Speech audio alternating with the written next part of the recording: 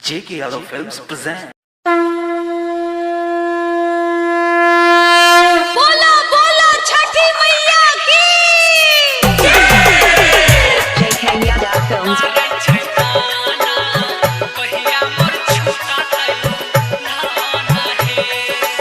Singing by Sanjeev Yadav. जोरे नारियल चढ़ेबा जोरे जोरे सूप है कहिया देबो छठी मैया या चारा के सुख है।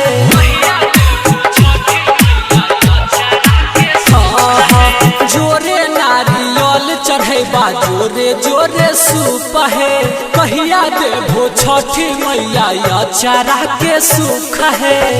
ये गोललनवा बिना ये गोललनवा बिना रोब छनयान है गाँव घर के लोग सभे मारै छै ताना कहिया मोर छूटा लाना है।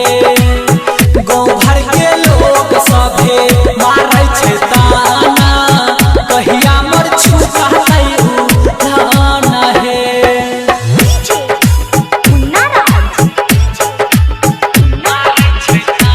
J.K. Yadav Films. झिटकी बाजार मधुबनी झिटकी बाजार मधुबनी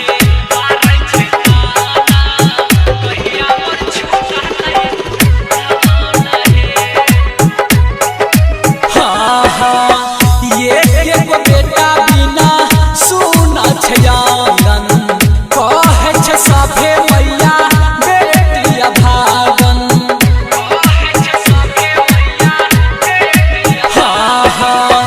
ये एगो बेटा बिना सुना छै आंगन कहै छै छठी मैया बेटिया भागन।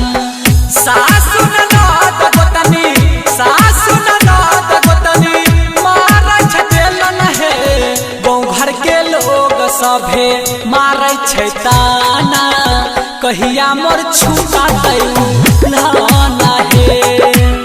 गाँव घर के लोग सभे मारै छै ताना कहिया मोर छूटा लाना हे। बोलो बोलो छठी मैया की J.K. Yadav Films. झिटकी बाजार मधुबनी झिटकी बाजार मधुबनी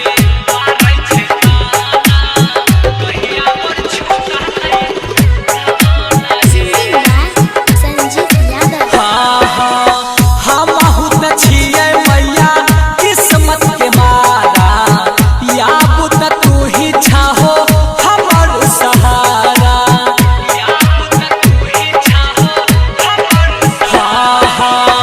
हम त छियै मैया किस्मत के मारा या बुत तू ही छाहो हमर सहारा।